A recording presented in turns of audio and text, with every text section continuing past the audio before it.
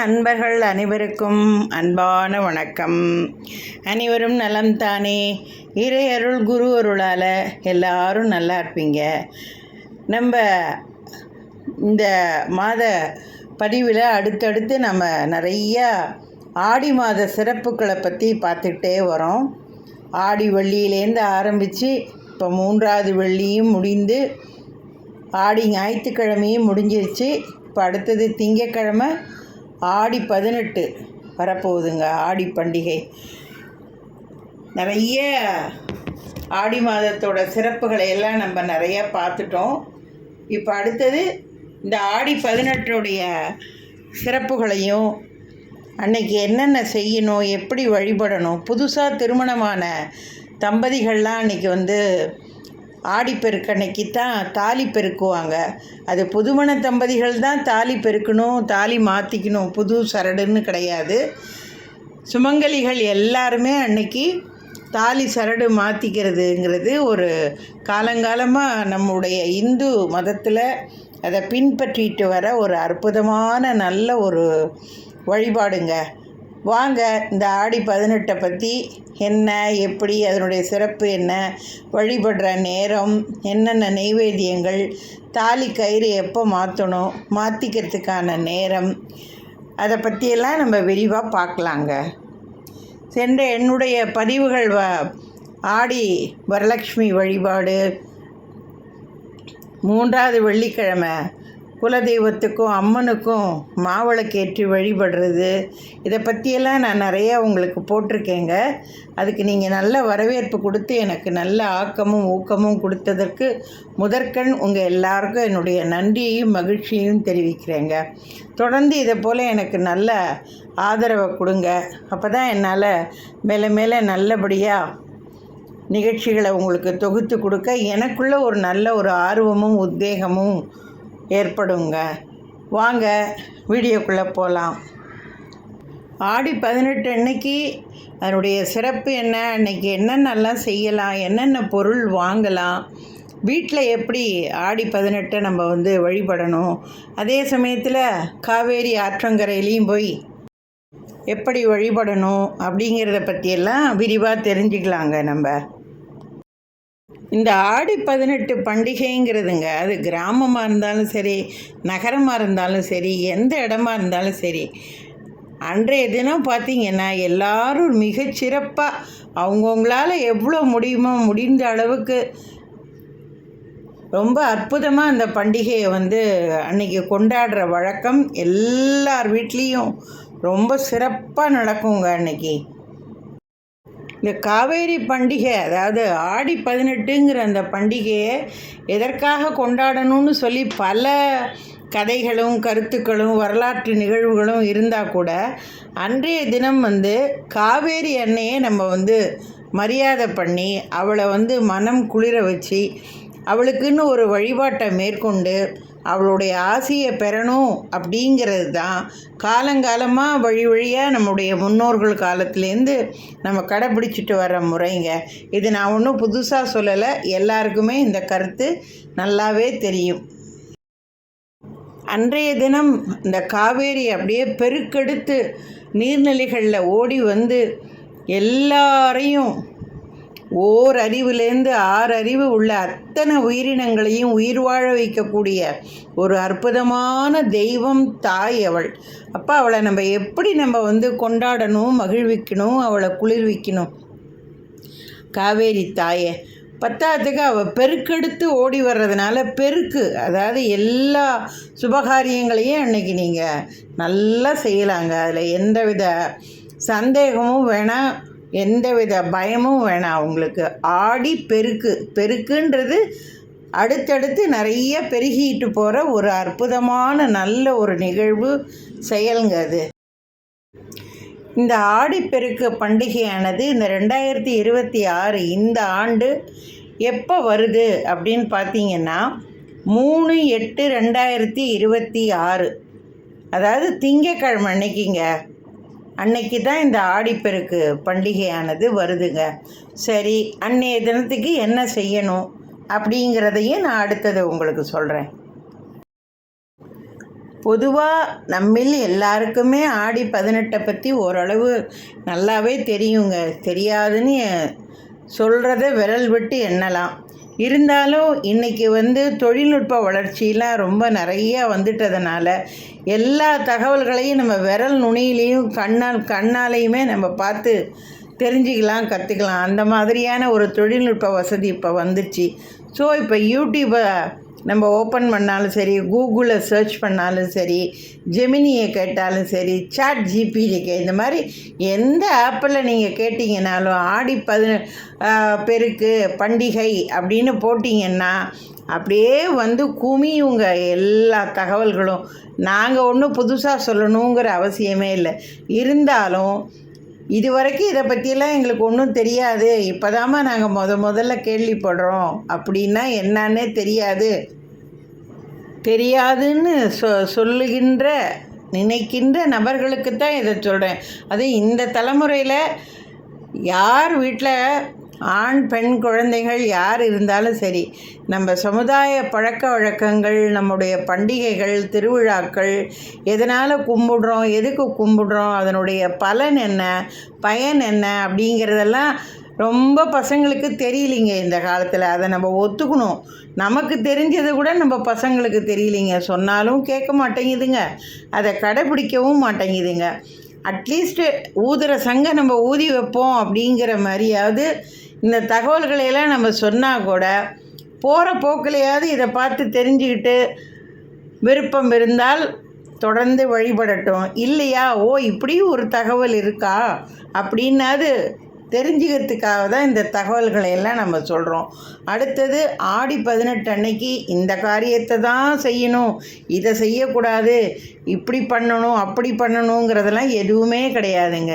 எல்லா சுப நிகழ்வுகளும், அதாவது கல்யாணம் ஒன்றை தவிர ஆடி மாதத்தில் கல்யாணம் பண்ண மாட்டாங்க, ஆடி மாதத்தில் வீடு குடி போக மாட்டாங்க.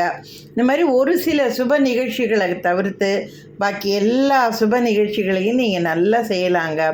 நகை வாங்கலாம், வியாபாரத்தில், தொழிலில், எதில் வேணாலும் நீங்கள் முதலீடெல்லாம் போட்டு நல்லபடியாக நீங்கள் வியாபாரத்தை தொடங்கலாங்க. நீங்கள் அதே மாதிரி சொல்லும் போல் கல்யாணம் ஆன புதுமண தம்பதிகளும் சரி, சுமங்கலிகளும் சரி, அன்றைக்கி தாலி பெருக்கி புது தாலியாக நம்ம அணிவித்துக்கிறதும் ரொம்ப ஒரு சிறப்பான நாளாக இருக்குங்க அந்த ஆடி 18ங்கிற அந்த நாள். என்னம்மா, எந்த ஒரு சுபகாரியங்கள், சுப நிகழ்வுகள், ஒரு நிகழ்ச்சி ஒன்று நம்ம செய்கிறோம் அப்படின்னு சொன்னால் அதுக்கெல்லாம் ஜாதகம் பார்க்கணும்பாங்க, ராசி பார்க்கணும்பாங்க, ஓ ராசி எப்படி இருக்குது, ஏன் ராசி எப்படி இருக்குது, தொழில் பண்ணுற இடம் எப்படி இருக்குன்னு 1008 அம்சத்தை பார்த்துட்டு ஆரம்பிக்கணும்னு சொல்லுவாங்க. நீங்கள் என்னமோ ஒன்றுமே பார்க்க வேண்டாம் அப்படின்னு சொல்கிறீங்களேன்னு நீங்கள் நினைப்பீங்க. உண்மைதாம்மா. அந்த ஆடி 18 அன்னைக்கு நீங்கள் வியாபாரம் தொடங்குறீங்களா, தொழில் தொடங்குறீங்களா, எதுலையாவது ஒன்றில் முதலீடு பண்ணுறீங்களா, ஒரு கார் வாங்குறீங்களா, நகை வாங்குறீங்களா, இந்த மாதிரியான நல்ல சுப நிகழ்வு, அதாவது எந்தெந்த காரியங்கள்லாம் நமக்கு அடுத்தடுத்து பன்மடங்காக பெருகிட்டு போகணுன்ற காரியங்கள், செயல்கள், நிகழ்வுகள் இருக்கோ அந்த மாதிரியான சுப காரியங்கள் எல்லாத்தையுமே இன்றைய தினத்தில் நீங்கள் சூப்பராக ஆரம்பிக்கலாங்க. நீங்கள் அம்பாளுடைய சொரூபமாக பல வடிவங்களில் அம்பாள், அதாவது அம்மன் இருக்காங்க அப்படிங்கிறதுல அதில் ஒரு வடிவாக ஒரு தாயாக நமக்கு இருக்கிறவ தாங்க இந்த காவேரி அன்னைங்கிறவங்க. அந்த காலத்துலலாம் ஆடிப்பட்டம் தேடி விதைன்னு சொல்லுவாங்க. ஆடி மாதத்தில் தான் வயல்லெல்லாம் உழுது விதை விதைச்சி நெல்லெல்லாம் இது பண்ணி 3 மாதம் ஆடிப்பட்டம் தேதி ஆடி ஆவணி அந்த புரட்டாசி சமயத்தில் எல்லாம் அறுவடை பண்ணிவிடுவாங்க 90 நாளையில். ஸோ அந்த ஆடியில் தான் இந்த மாதிரி நல்ல காரியங்கள் எல்லாமே நம்ம முன்னோர்கள் அந்த காலத்தில் ஆரம்பித்து செய்வாங்க. ஸோ அதை தான் இப்போ வழி வழியாக நம்மளும் பின்பற்றிட்டு வரோம். ஸோ அந்த காவேரி தாய்க்கு நம்ம மரியாதை கொடுக்கறதுக்காகவும், நம்மளை வாழ வைக்கிற இந்த தெய்வத்தை நம்ம என்னென்னைக்கும் மறக்காமல் இருக்கிறதுக்காகவும் தான் இந்த ஆடி பண்டிகையை நம்ம மிக சிறப்பாக கொண்டாடுறோங்க.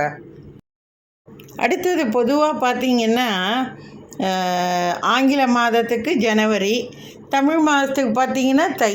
இந்த தை, மாசி, இந்த பங்குனி, சித்திரை இந்த மாதிரி இந்த அதுலேருந்து வர அந்த தமிழ் மாதங்களில் வைகாசியில் கல்யாணம் பண்ணுவாங்க, இதில் வந்து தையில் கல்யாணம் பண்ணுவாங்க, ஆனி மாதத்தில் கல்யாணம் பண்ணுவாங்க. இந்த மாதிரி கல்யாணம் பண்ண அந்த புதுமண தம்பதிகளுக்கு பார்த்திங்கன்னா தாலி பிரித்து போடணுங்கிற ஒரு பழக்கம் கண்டிப்பாக உண்டுங்க. இந்து மதத்தில் உள்ளவங்க எல்லாரும் அந்த பழக்கத்தை வந்து கண்டிப்பாக கடைபிடிப்பாங்க. அந்த தாலி பிரித்து கோக்கிறதுங்கிற அந்த ஒரு ஃபங்க்ஷனே மிக சிறப்பாக அருமையாக செய்வாங்க. அது அவங்கவுங்க வீட்டு குடும்ப வழக்கத்தைப்படி அதை செய்வாங்க. ஸோ அதுக்கு நீங்கள் ஒரு நாள் கிடைக்காம இருக்குது, பையன் வேலைக்கு போகிறான், மருமக வேலைக்கு போகிறா, என்ன பண்ணுறதுன்னு தெரியல, லீவே கிடைக்கல, இது என்ன செய்கிறதுன்னு ஒன்றும் புரியலையேன்னு எந்த குழப்பமும் உங்களுக்கு வேணாம். இந்த ஆடி 18 அன்னைக்கு நாள் கிழமையே பார்க்க வேண்டாம். நீங்கள் அன்றைய தினத்தில் அருமையாக உங்கள் வீட்டுக்கு பக்கத்தில் காவேரி ஆறு ஓடிச்சுன்னா அழகாக அங்கே போய் காவேரி தாய்க்கு ஒரு நன்றி சொல்லி அவளுக்கு எல்லா படையலையும் போட்டுட்டு அன்னைக்கு புதுமண தம்பதியருக்கு நீங்கள் அன்றைக்கி தாலி பிரித்து அருமையாக கோக்கலாங்க. புதுமண தம்பதிகள்னு கிடையாதுங்க, வீட்டில் உள்ள சுமங்கலிகள் அவங்கவுங்க குடும்ப வழக்கப்படி சில பேர் வந்து பவுன்லேயே தாலி சரடாக போட்டிருப்பாங்க, சில பேர் சரடோடு சேர்த்து அந்த மஞ்சள் கயிறையும் அந்தந்த சமுதாய சம்பிரதாய வழக்கப்படி அதையும் போட்டிருப்பாங்க. ஸோ அன்றைய தினத்தில் நீங்கள் என்ன செய்யலாம் அப்படின்னா, புதுசாக அந்த மஞ்சள் கயிறை வாங்கி அதில் நீங்கள் எல்லாத்தையும் கோர்த்து அதை நீங்கள் தாலியாக அம்மன்கிட்ட வச்சு படைச்சிட்டு உங்கள் கணவர் மூலயமா உங்கள் கழுத்தில் நீங்கள் அந்த மாங்கல்யத்தை நீங்கள் போட்டுக்கலாம். அதேமாரி தாலி பவுன்லேயே இருக்குதுன்னு வச்சுக்கோங்க, அதை எப்படிம்மா நீங்கள் மாற்றுறது அப்படின்னா அதுலேயும் ஒன்றும் தப்பு கிடையாது. இந்த தாலியை கட்டுறதுக்கு முன்னே கழுத்தில் ஒரு மஞ்சள் கிழங்கோட ஒரு மஞ்சள் கயிறை கட்டிக்கிட்டு அந்த தாலியை சுவாமி பாதத்தில் வச்சு எல்லா பூஜைகளையும் முடித்து அந்த தாலியை அதேமாரி கணவர் கையாலேயோ அல்லது வீட்டில் யார் பெரியவங்களோ அவங்க காலில் விழுந்து நமஸ்காரம் பண்ணி அம்மனையும் வேண்டிக்கிட்டு அந்த தாலியை இழுத்து நம்ம கழுத்தில் போட்டுக்கலாங்க. அதுவும் ஒன்றும் தப்பு கிடையாது. இப்போ இந்த தாலி மாற்ற இந்த ஒரு பழக்கத்தை இன்றளவும் பாருங்கள், காவேரி ஆறு எந்தெந்த ஊர்லெல்லாம் ஓடுதோ அந்த ஊர்லெல்லாம் பாருங்கள், கண்டிப்பாக அன்றைக்கி எல்லோரும் அந்த காவேரி ஆற்றங்கரைக்கு போவாங்கங்க. கூட்டமாக அப்படி ஒரு கூட்டமாக இருக்கும். பார்த்திங்கன்னா எல்லாம் கல்யாணம் ஆன பொண்ணு மாப்பிள்ளைங்க புதுசாக ஜோடியாக அழகாக கண்ணுக்கு நிறைவாக ஜம்முன்னு வந்திருப்பாங்க. எல்லாரும் அந்த காப்பரிசி கிளறி மாவிளக்கு போட்டு என்னென்ன வழிபாடுகள் அவங்கவுங்க குடும்ப வழக்கப்படி உண்டோ இல்லை பொதுவான வழக்கங்கள் என்னவோ அதை எல்லாத்தையும் கடைபிடிச்சி அந்த காவேரி ஆற்றில் அந்த படையல்களை எல்லாத்தையும் அப்படியே தண்ணி போகிற போக்கில் எல்லாத்தையும் அம்மனுக்கு படைச்சிட்டு கல்யாணம் ஆன புது பொண்ணும் மாப்பிள்ளையும் சரி சுமங்கலிகளும் சரி அந்த தாலி கயிறை அம்மனை வேண்டிக்கிட்டு அந்த காவேரி ஆற்றங்கரையிலேயே கழுத்தில் தாலியை மாட்டிக்கிறதும் அதுவும் ஒரு பழக்கம் இன்றளவும் கடைபிடிச்சிட்டு வராங்க. ஸோ அந்த மாதிரியும் நீங்கள் வந்து தாலி கயிறை நீங்கள் மாற்றி செஞ்சுக்கலாம், நீங்கள் கழுத்தில் போட்டுக்கலாம். நீங்கள் காவேரி ஆறு ஓடுற இடத்துல போய் நீங்கள் எல்லாம் இந்த தாலி கயிறு மாற்றுறது இந்த ஃபங்க்ஷன் எல்லாம் பண்ணுங்கன்னு சொல்கிறீங்களேம்மா, நாங்கள் இருக்கிற ஊர்லெல்லாம் காவேரியெலாம் கிடையாது, குளமும் கிடையாது, குட்டையும் கிடையாது. அப்போ அந்த மாதிரி உள்ள நாங்கள்லாம் எப்படிம்மா அன்றைக்கி ஆடி 18 அன்னைக்கு தாலியை நாங்கள் வந்து போட்டுக்க முடியும் அப்படின்னா, உங்கள் வீட்டில் உங்கள் வீட்டு பூஜை அறையில் என்னென்ன முறைகளோ இப்போ நான் சொன்னேன் இல்லையா, அதுமாரி காப்பரிசி கிளறது, மாவிளக்கு ரெடி பண்ணுறது, சக்கரை பொங்கல் நைவேத்தியம் பண்ணுறது, உங்களால் என்ன முடியுமோ அந்த உங்கள் வீட்டு வழக்கப்படி நீங்கள் என்னென்ன முறைகளை கடைப்பிடிப்பீங்களோ அதே மாதிரி கடைப்பிடிச்சி உங்கள் பூஜை அறையிலேயே சுவாமிக்கு முன்னாடியே இதே மாதிரி தாலி கயிறையும் சரி பவுனில் நீங்கள் சரடாக போட்டிருந்தாலும் சரி அதையும் சரி அம்மன் பாதத்தில் வச்சு நான் சொன்ன மாதிரியே உங்கள் கணவர் மூலியமாகவோ இல்லை உங்கள் வீட்டில் யார் வீட்டில் பெரியவங்க மாமனார் மாமியார் அந்த மாதிரி அம்மா அப்பான்னு யார் இருக்காங்களோ அவங்க காலில் கணவனும் மனைவியுமா விழுந்து வணங்கி பெரியவங்க கையால் எடுத்து கொடுத்து அதை நீங்கள் கழுத்தில் தாலியாக நீங்கள் போட்டுக்கலாங்க. ஆற்றுல தான் போய் செய்யணுங்கிற ஒன்றும் அவசியம்லாம் கிடையாது, கட்டாயமும் இல்லை. ஆறு குளம் இல்லாத ஊரில் வசிக்கிறவங்க இந்த மாதிரி வீடுகள்லேயே நம்ம காவேரி தாயை மனசார வேண்டிக்கிட்டு அவளுக்கு தேவையான எல்லா பூஜைகளையும் முடித்து படையல்களை எல்லாம் நைவேத்தியம் பண்ணி அதுக்கப்புறம் இந்த மாதிரி மாங்கல்யத்தை சரடாவும் சரி கயிறாவும் சரி கழுத்தில் மாட்டிக்கலாங்க. அது புதுமண தம்பதிகளாக இருந்தாலும் சரி, ஏற்கனவே சுமங்கலிகளாக இருந்தாலும் சரி, யாராக இருந்தாலும் சரி, வீடுலையே இதை நீங்கள் வழிபாட்டு முறையை நீங்கள் பின்பற்றலாங்க. இப்போ இந்த இடத்துல இன்னொரு தகவலையும் சொல்கிறேன். சில பேர் பெண்கள் கருத்தரித்திருப்பாங்க. அப்போ அது 3 மாதத்துக்கு மேலே ஆயிடுச்சுன்னாலே சில குடும்பங்கள்லாம் என்ன பண்ணுவாங்கன்னா, இந்த ஆடி 18 அன்னைக்கு இந்த தாலி மாற்றுறது, தாலி பெருக்கிறது இதெல்லாம் செய்ய மாட்டாங்க. அடுத்த வருஷம் வர ஆடியில் தான் அதை செய்வாங்க. அதனால் அந்த மாதிரி கர்ப்பிணி பெண்களாக இருக்கிறவங்க 3 மாதம் ஆயிடுத்து அப்படின்னா தாலியை மாற்றாதீங்க, அடுத்த வருஷம் மாற்றிக்கோங்க. அது கல்யாணம் ஆன தம்பதிகளாக இருந்தாலும் சரி.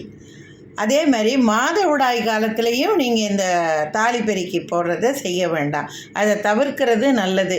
ஏன்னா பூஜை ரூமுக்கெல்லாம் போக முடியாது, பூஜையை பண்ண முடியாது, எங்கள் வீட்டில் யாருமே கிடையாதுமா, நாங்கள் மட்டும்தாம்மா அப்படிங்கிறவங்கெல்லாம் இந்த பூஜையை செய்ய முடியாது. அதனால் அவங்க இதெல்லாம் தவிர்த்துட்டு அடுத்த வர ஆடியில் அதை நீங்கள் பண்ணிக்கலாம். இந்த தூரமும் இல்லை, நான் கருத்தரிக்கவும் இல்லை, நான் தனியாக தாம்மா நாங்கள் வீட்டில் இருக்கோம், நாங்கள் என்னம்மா பண்ணுறதுன்னா நீங்களே நான் சொன்ன இந்த முறைகளையெல்லாம் பின்பற்றி சுவாமிகிட்ட பாதத்தில் வச்சு நீங்களே மாங்கல்யத்தை கழுத்தில் சூட்டிக்கலாம். அதில் ஒன்றும் தப்பு கிடையாது. இப்போ ஆடி 18 எப்போ வருது, அதோட சிறப்பு என்ன, அன்றைய தினத்தில் நம்ம என்னென்னலாம் செய்யலாம், யார் யார் செய்யலாம், யார் செய்யக்கூடாதுங்கிறத பற்றியெல்லாம் சொன்னேன். இப்போ தாலி கயிறு மாற்றுறதுக்கு நேரம் எந்த நேரத்தில் நம்ம மாற்றணும் அப்படின்னு உங்களுக்கு தெரியணும் இல்லையா? அன்றைக்கி திங்கக்கிழமை காலையில் 7:30 to 9 ராகு காலம், 10:30 to 12 யமகண்டம். காலையில் டைம் பார்த்திங்கன்னா 9:15 10:20 வரைக்கும் தான் நேரம் நல்லா இருக்குது. அது ஒரே ஒரு நேரம்தான். சில பேர் சொல்லலாம், எங்களுக்கு காலையில் நேரம் இல்லைம்மா, அன்றைக்கி ஆஃபீஸ் இருக்குது, அது இருக்குது, இது இருக்குது, நாங்கள் ஆஃபீஸுக்கெல்லாம் போயிட்டு வந்துட்டு சாயந்தரமாக நாங்கள் தாலிக்கயிறை மாற்றிக்கலாமா அப்படின்னெல்லாம் கேட்பீங்க. எப்பொழுதுமே உச்சி வேளை தாண்டிட்டாலே எந்த ஒரு சுபகாரியங்களையும் நம்ம செய்யக்கூடாது. அது காலங்காலமாக எல்லாரும் கடைபிடிச்சிட்டு வர ஒரு மரபு அது. ஸோ அன்னைக்கு திங்கக்கிழமைன்னு பார்த்தீங்கன்னா இந்த ஒரே ஒரு நேரம் மட்டும்தான் நல்ல நேரம் இருக்குது, வேறு நேரமே கிடையவே கிடையாது. அன்னைக்கு 12 மணிக்கு மேலே நீங்கள் எந்த காரியமும் செய்யக்கூடாது. அது அந்தி, அதாவது சூரியன் கீழே இறங்குற நேரம். 12 மணிங்கிறது உச்சி வேளை. ஸோ காலையில் சூரிய உதிக்கிற நேரத்துலேருந்து மத்தியானம் அந்த 12 மணி வரைக்கும் தான் நேரமே. அந்த நேரத்துக்குள்ளே நீங்கள் இந்த சுபகாரியங்களை செய்யணும். அப்படிங்கும்போது இந்த வருஷம் திங்கக்கிழமை வர்றதுனால காலையில் 9:15 10:20 வரைக்கும் அந்த ஒரே ஒரு நேரம் தான் நல்ல நேரம் இருக்குது. அந்த நேரத்தில் தான் நீங்கள் கண்டிப்பாக தாலி கயிறை மாற்றிக்கணும். புதுமண தம்பதிகளும் அந்த நேரத்தில் தான் செஞ்சுக்கணும். ஸோ தாலி பெருக்குன்னு பார்த்தீங்கன்னா அந்த ஒரு நேரம் தான் நல்ல நேரம் இருக்குது, அதில் தான் நீங்கள் கடைப்பிடிச்சி செஞ்சுக்கணும், வேறு நேரங்கிறது கிடையாது. இதை கண்டிப்பாக கவனத்தில் கொண்டுட்டு அந்த நேரத்திலே செய்யுங்க. அன்றைய தினம் திங்கக்கிழமை அந்த ஒரு நேரம்தான் இருக்குது அப்படிங்கிறதுனால அது தாலி பெருக்கி கோக்கிறதுக்கு மட்டும் அந்த நல்ல நேரம் கிடையாதுங்க. அந்த ஒரு நல்ல நேரத்தில் நீங்கள் மற்ற எந்த சுபகாரியங்களையும் நீங்கள் தொடங்கலாம். நீங்கள் வியாபாரமாக இருக்கட்டும், தொழிலாக இருக்கட்டும், நகை வாங்கிறது, கார் வாங்கிறது, இந்த மாதிரி அதான் சொல்கிறேனே, நமக்கு தேவையான அடுத்தடுத்து என்னென்ன தேவைகள், நம்ம தேவைகளை நம்ம பெருக்கிக்கணுமோ அந்த பெருக்கத்துக்கு உண்டான சுபகாரியங்கள் எல்லாத்தையுமே நீங்கள் அந்த நேரத்தில் தாராளமாக செய்யலாம். நீங்கள் இந்த நேரத்தில் வழிபாட்டையும் இந்த நேரத்திலே நீங்கள் முடிச்சிடணும். வீட்டில் பூஜையெல்லாம் பண்ணுறீங்க, படையல்கள்லாம் படைக்கிறீங்க, நெய்வேத்தியம்லாம் செய்கிறீங்க அப்படின்னா இந்த நேரத்துக்குள்ளே வழிபாட்டையும் முடிச்சுக்கணும், தாலியும் பெருக்கி போட்டுக்கணும், சிவகாரியங்களையும் தொடங்கணும். இந்த 1 மணி நேரம்தான் டைமே. இதில் எல்லா காரியங்களையும் சுபகாரியங்களையும் நல்லபடியாக தொடங்கி ஆரம்பிங்க. இப்போ பண்டிகை என்றைக்கு வருதுன்னு சொன்னேன், அந்த நாளில் என்னென்ன செய்யலாம் செய்யக்கூடாதுன்னு சொன்னேன், வழிபாட்டு நேரத்தையும் உங்கள்கிட்ட நான் சொல்லிட்டேன். அடுத்தது வழிபடுறதுக்கு சுவாமிக்கு என்னென்னலாம் வச்சு வழிபடணுமா, என்ன நைவேத்தியம் படைக்கணும், என்ன படையல்கள்லாம் வைக்கணும் அப்படின்னு சொல்லி கேட்டிங்கன்னா, உங்களால் என்ன முடியுமோ எல்லாம் செய்யுங்க. பழ வகைகள் எது வேணாலும் வாங்கி வைக்கலாம். முக்கியமாக நாவல் பழம் இந்த சீசனில் தான் கிடைக்கும். நாவல் பழம் கிடைச்சா வாங்கி வைங்க. அடுத்தது காப்பரிசி கிளறதுங்கிறது பொதுவாக எல்லா சமூகத்துலேயும் அதை செய்வாங்க. அரிசியில் வெள்ளை பாகு வச்சு தேங்காய், எள், பொட்டுக்கடலை எல்லாம் கலந்து செய்வாங்க பாருங்கள். அந்த காப்பரிசி கிளறது கண்டிப்பாக ஒரு மிக மிக அவசியம். அந்த காப்பரிசி கிளறது அது ஒரு பிரசாதமாக வைங்க. சக்கரை பொங்கல் முடிஞ்சால் செய்யுங்க, இல்லை பாயசம் முடிஞ்சால் செய்யுங்க. உங்களால் என்ன முடியுதோ செய்யுங்க. நான் எப்பொழுதுமே சொல்கிறது என்னென்னா, இதுதான் படைக்கணும் அதுதான் படைக்கணுங்கிற கட்டாயம் கிடையாது. ஒரு தேங்காய், வெத்தலை, பாக்கு, பழம், பூ, இதோட கண்டிப்பாக ஒரு டம்ளரில் கொஞ்சம் பால், அதில் வெல்லமும் சேர்க்கலாம், சர்க்கரையும் சேர்க்கலாம், நெய், ஏலக்காய் தூள் இதெல்லாமும் கலந்து செய்யலாம். இல்லை பேரிச்சம்பழம், காஞ்ச திராட்சை, கல்கண்டு இது கூட வச்சு படைக்கலாம். எல்லாமே நம்மளுடைய விருப்பம், உடல் ஆரோக்கியம், பொருளாதார வசதி, குடும்ப சூழ்நிலையை பொறுத்தது தாங்க. ஆனால் முடிஞ்ச வரைக்கும் எல்லாரும் அன்றைக்கி சூப்பராக எல்லாம் செஞ்சுருவோம். அன்றைக்கின்னு நமக்கு உடம்புல ஒரு தெம்பு வரும், ஒரு சந்தோஷம் வரும். எல்லாரும் உறவினர்கள்லாம் கூட இருக்கிறதுனால நம்ம மனசுக்கும் ஒரு மகிழ்ச்சியாக இருக்கும்.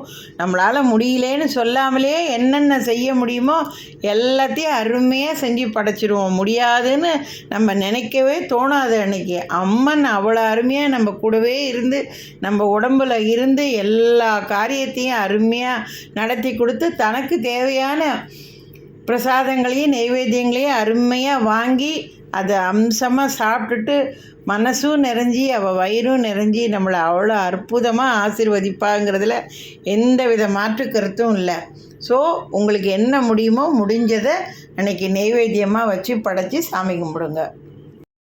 இப்போ இந்த ஆடிப்பெருக்கு வழிபாட்டங்காக காவேரி ஆறு ஓடுற இடத்துல உள்ளவங்க போய் ஆற்றங்கரையிலே கும்பிட்டுடுவாங்க.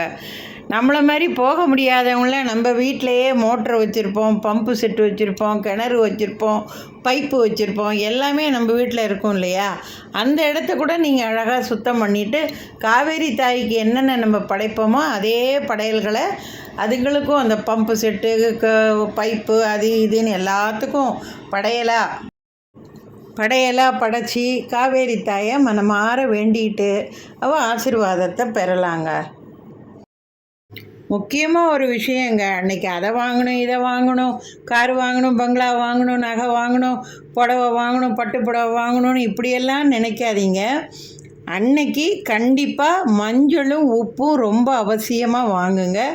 அது விலை குறைந்த பொருள். அந்த மஞ்சளையும் உப்பையும் வாங்கிட்டு வந்து நம்ம சுவாமிக்கெல்லாம் படையெல்லாம் படைச்சி நைவேத்தியம் பண்ணுறோம் இல்லையா, அதோடையே இதையும் சேர்த்து வச்சு சாமியை கும்பிட்டு நம்ம அன்றாட வீட்டில் சமையலறையில் பயன்படுத்துகிற பாத்திரங்களில் அதை நம்ம சேர்த்து பயன்படுத்தணும்னு சொன்னால் சகல ஐஸ்வர்யங்களும், சகல யோகங்களும், சகல நன்மைகளும் நிச்சயமாக கிடைக்கும்ன்றதில் எந்த வித மாற்று கருத்தும் இல்லைங்க. என்னங்க, இது வரைக்கும் ஆடி 18 பற்றி எப்படி கும்பிடணும், எப்படி வழிபடணும், அன்னைக்கு என்னென்ன செய்யணும், எது எது செய்யக்கூடாது, என்ன நைவேத்தியங்கள் வச்சு படைக்கணும் அப்படிங்கிற எல்லா தகவல்களையும் எனக்கு தெரிஞ்ச வரைக்கும் எதையும் நான் விடாமல் எல்லாத்தையும் உங்களுக்கு தகவல்களாக நான் சொல்லிட்டேங்க. முக்கியமாக அன்னைக்கு அந்த நேரம் ஒரு நேரம் மட்டும்தான் நல்ல நேரம் இருக்குது. அதனால் அந்த நல்ல நேரத்தை நீங்கள் பயன்படுத்திக்கிட்டு எல்லா சுபகாரியங்களையும் சுப நிகழ்வுகளையும் நல்லபடியாக செஞ்சு அம்மனை மனப்பூர்வமாக வேண்டிக்கிட்டு குடும்பமாக அம்மன் காலில் சாஷ்டானமாக விழுந்து வணங்கி எங்கள் வீட்டில் குடும்பத்தில் அமைதியும், நிம்மதி, மகிழ்ச்சி, சந்தோஷம், நோய் நொடி இல்லாத நல்ல ஆரோக்கியமான வாழ்க்கை, குடும்பத்தில் மன அமைதி, நிம்மதி இதெல்லாம் நிறைய பெருகி எங்கள் குடும்பமே சுபிட்சமாக நல்லா இருக்கணுமான்னு அன்னைய பொழுதில் மனசார அம்மனை வேண்டிக்கோங்க. எல்லாம் நல்லதே நடக்குங்க. என்னங்க, இது வரைக்கும் நான் சொன்ன தகவல்கள்லாம் உங்களுக்கு நிச்சயம் பயனுள்ளதாக இருக்கும்னு நான் நினைக்கிறேன். நான் சொன்ன இந்த தகவல்களை கண்டிப்பாக நீங்கள் முறையாக பின்பற்றி இதே மாதிரியே நீங்கள் வழிபடுங்க.